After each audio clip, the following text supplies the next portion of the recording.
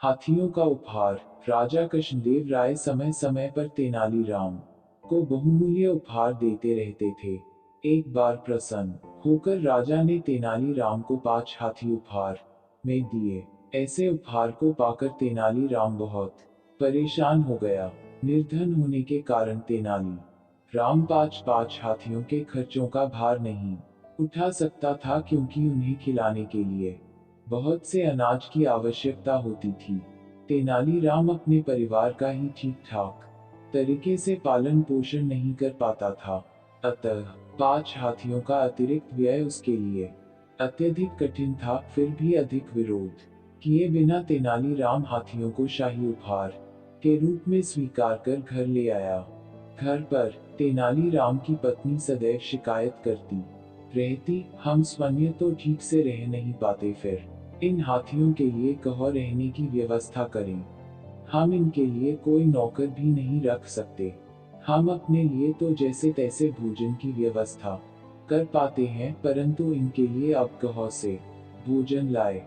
यदि राजा हमें 5 हाथियों के स्थान पर 5 गायें ही दे देते तो कम से कम उनके दूध से हमारा भरण पोषण तो होता।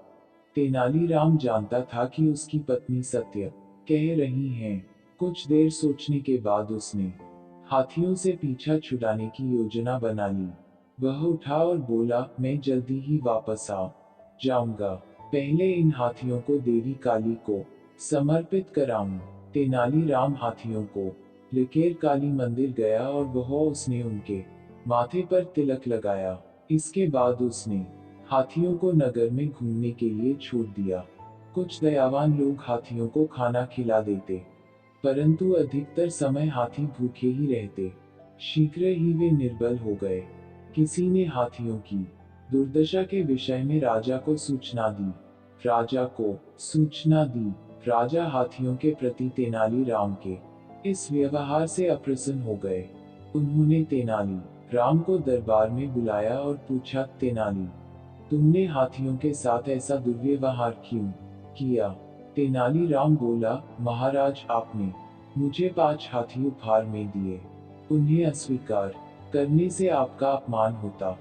यह सोचकर मैंने उन हाथियों को स्वीकार कर लिया, परंतु यह उपहार मेरे ऊपर एक बोझ बन गया, क्योंकि मैं एक निर्धन व्यक्ति हूँ। मैं 5 हाथियों की देखभाल का अतिरिक्त भार नहीं उठा सकता था, अतः मैंने उन्हें देवी काली को समर्पित कर दिया। अब आप ही बताइए, यदि आप 5 हाथियों के स्थान पर मुझे 5 गायें उपहार में देते तो वह मेरे परिवार के लिए ज्यादा उपयोगी साबित होती।